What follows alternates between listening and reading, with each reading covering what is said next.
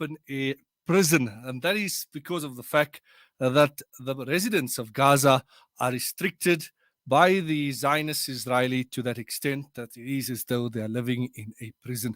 This afternoon, we have with us at the studios of Radio Islam Dr. Saeed from Gaza, who will be talking to us about life in Gaza and in particular the challenges that faces higher education institutes in Palestine in general in the Gaza Strip. Dr. Saeed, assalamu alaikum wa rahmatullahi wa barakatuh. Wa alaikum assalam wa rahmatullahi wa barakatuh. How have you found South Africa to be thus far? Is it your first visit to South Africa? No, actually, I've been here many times since I started my PhD at Wits University in 2012. So it's been like now 10 years. I used to come to South Africa and move back to Gaza. And this way until I got my PhD in December 2017. And then I came back many times to South Africa. Actually, I feel like I'm strongly related to this country. I love this country. I love the people. And I'm realized of the fact how much the support we gain as Palestinians from the South African community. So I love this country and I love the people in this country. Alhamdulillah, it's really nice to have you here and the fact that you have been frequently visiting South Africa. What is the purpose of this present visit to South Africa? Yeah, actually, this visit, last time I was in 2019. It's been like 3 years and a half. First of all, I'm applying to the permanent residence here in South Africa because I got a critical skills which make me eligible to obtain the permanent residence. At the same time, and even more important, that I would like to meet with the people, the community dignitaries, to raise their awareness about the Palestinian, cause and the education in particular in Palestine in general and in the Gaza Strip in particular. Yes. So what is the status of education in the Gaza Strip? Actually, I want to draw your attention of the fact that the Palestinian community is one of the most educated people, not only in the region, but also in the whole world. We are, alhamdulillah, very well educated people. We strongly keen to educate ourselves and the new generation. So you will find people that are very poor, but they invest to educate, themselves and their kids and the new generations, because we strongly believe that education is one of the most important tools or weapons that we have on our hands against the oppression, against the occupier. So the education is like a keystone, a cornerstone in our struggle against the occupier to gain our dignity and freedom, and even to contribute in the development and civilization of the Palestinian community and in the region and the world as a whole. So if we are talking about the situation there, with honest word, it's very difficult and complicated because it's been long years under the Israeli occupation. And when you exist under occupation, you can imagine the difficulties and the restrictions and the obstacles that they put on your road for progress and for development. So we face many different challenges there, which make education is like a kind of a struggle, which is even the most important struggle that we try to achieve, because as far as we educate ourselves, we feel that freedom will be there and will be very close, inshallah. Inshallah. So what is the education system in South Africa? You have a primary school, yes, high school, Thanawiyah, and then you have universities. Yes. What system is there that the Palestinians have? Yeah, actually, it is the same. Like here, we have, a primary school, secondary school, and three stages of school, and then you move to the university, what is the grades that you obtain, then you will go to the college and the faculty that you prefer and match with your grades. So it's similar to what we have here in South Africa. We have many different universities in the Gaza Strip that serves the community, the Palestinian community in particular, because because of the long years of siege and closure, people, students from outside the Gaza Strip are unable to come and join our universities. So it's just only serve the students inside the Gaza Strip. For example, I'm teaching and lecturing at the Islamic University of Gaza.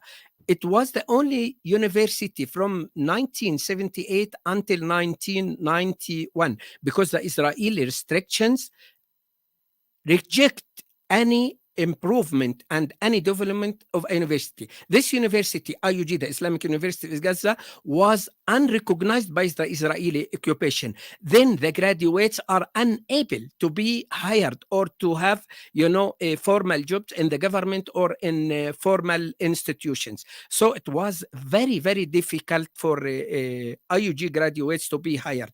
The only way that they travel overseas to find, a job in the Arab countries, in the Gulf, or overseas, and to conduct their postgraduate studies. This is the first, challenge that we faced. Then after 1991, two big universities has been established in the Gaza Strip, which is Al-Azhar University and Al-Aqsa University. These three big universities serves the community in the Gaza Strip. We have many different faculties, exactly the same like what we have here in South African universities, like WITS, where I'm, got my PhD in 2017. We have even programs, bachelor programs, we have master's programs, and even we have some PhD programs in specific programs in management, in Yes. Islamic culture, and so on. In terms of, the Israeli occupation forces, the Zionists, Yes. have they been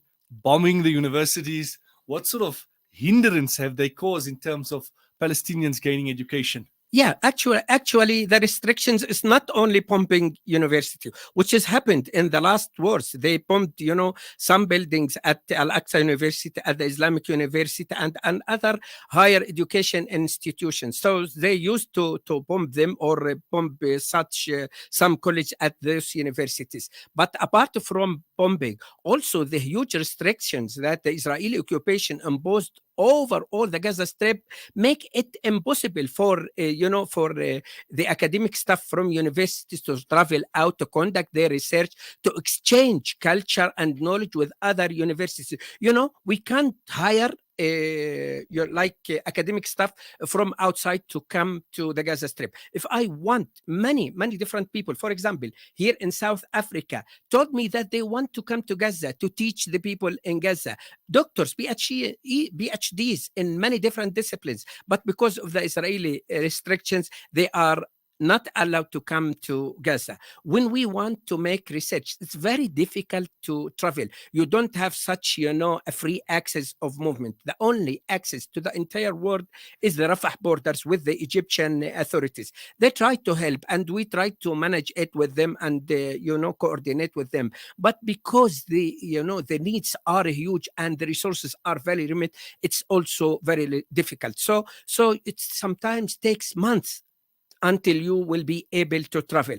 But from here, South Africa or any different Western community, if you decide to travel now, after 2 or 3 hours, you will be at the airport and then you will land wherever you want. For us as Palestinians, it's extremely difficult with many different difficulties, to get permissions from many different, sites or countries. So it's a struggle. Also, students can't come to the Gaza Strip to study at our universities. Even here from South Africa, many students told me that they want to come to study at our university, at the Islamic University or at Al-Azhar University, but they are not allowed because they won't have the permission to get into the Gaza Strip. So the 15 years now of the Titan siege and the closure, which imposed by the Israeli occupation, against the whole population of the Gaza Strip make everything difficult. We can't, import the instruments, the chemical tools that used. Anything that we need as a university is completely difficult to import and to get into the Gaza Strip because of the Israeli restrictions and rejection of such things. So and the most important challenge Mama, that face the I'll put you on community straight of the after Gaza this, right? Strip, the economy situation. We have collapse in the economic situation in the Gaza Strip due to the long years of occupation and siege and closure. So we have high rates of poverty in the and in unemployment among the Palestinian community. And then we have thousands of students at universities, not only the Islamic university, but other universities are unable to pay their tuition fees. Thousands of them are at the fourth year of study. They are about graduation, but they spend their studies because they are unable to pay tuition fees. Universities in the Gaza Strip are depend totally on the tuition fees. They try to help the students. They try to give scholars. They try to give some assistance to students. But unfortunately, for the universities, it's extremely difficult, and therefore you will find thousands of students suspend their studies because they are unable to pay their tuition fees. What's the situation with regards to water and electricity in Gaza at the moment? When I land here in South Africa, I came back here last week, and soon I get to the guest house. I asked why you don't turn on the light. They told me that we have cut off electricity. Oh, I was surprised. Really? They said yes, 3 times a day. Oh, then I said, welcome Gaza. I'm still in Gaza or what? so we have a cut of electricity day by day. It's like 8 hours cut of electricity, then it's on, and then it's cut off for further 8 hours. This is continuous for years. At the same time, as far as you suffer from cut of electricity, then you will suffer from shortage of water as well, because it depends on electricity to supply water for people in their apartments and their buildings. So this is still a problem that we suffer now for like 15 years or more. What about fuel? Fuel is now okay, is good, but if they the Israeli controls the situation. We import fuel from Egypt from the one hand, and from the other hand from the Israeli side. Sometimes the Israeli side put restrictions and close the border to supply fuel. Then sometimes we have a shortage of fuel, but nowadays in general we can say it's okay in terms of supplying fuel. But for the electricity station that supplies the whole Gaza Strip, we face difficulties because they need day by day to be supplied by fuel suitable for this station. And sometimes the Israeli put further restrictions, which means that we have cut more hours of cut of electricity. What is it that you would like to share with South Africans at this point? We know that our foreign minister, Naledi Pandor, has made some strong statements in recent time, and has articulated a very strong voice at times. So that is in terms of the government. But from ordinary South Africans and citizens, what is your message to them this afternoon? Yeah, actually, first of all, we feel that our struggle in Palestine is similar to the struggle here at the apartheid regime in South Africa. We are Palestinians are grateful and very thankful to the support that we gain from the South African community as a whole. And we know that they are a strong supporter to the Palestinian cause. My message is we need to raise the awareness of people. We in South Africa and in African countries, and even in modern countries and Western countries all over the world, we want the people to know that there is a Palestinian nation, well-educated people in the Palestinian territories are suffering from the continuous of the Israeli occupation. It's been now 75 years while the occupation exists. We think that the modern community, the Muslim community, the African community, the Arab countries, any single country in the world should support the freedom and peace and dignity of the Palestinian community. It should be stopped now and forever. Look what happens now in the war between Ukraine and Russia. It's only 7 months and a half. And all the world stand on their feet, and now they support Ukraine by all means possible. More than $100 billion military aid and other aid are go directly to Ukraine to stand against the Russians.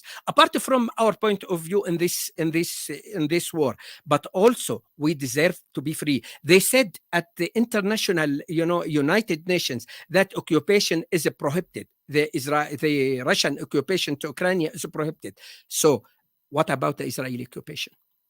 So our message, there is a brothers in Palestine, in Palestine, lives under the Israeli occupation. You have a duty and responsibility to try to help us to get our freedom back. We want to live with peace and dignity and the freedom. We are very educated people, and we 100% sure that we will contribute to the prosperity and development of our country and the neighbor country as well. This is the main message that we have to the respected South African community. Barakallah fikum, jazakumullah khair for this beautiful message, and we certainly hope it will reach the masses of the country, inshallah. You ready? That people will go forth and take this message forth. Jazakumullah khair, and we really appreciate you coming to the studios of Radio Islam, and we look forward to chatting to you again in the future, inshallah. Enjoy the rest of your stay, and we'll keep in touch, inshallah. Barakallah fiqh. Assalamu alaikum. Wa alaikum salam wa rahmatullahi wa barakatuh. لا إله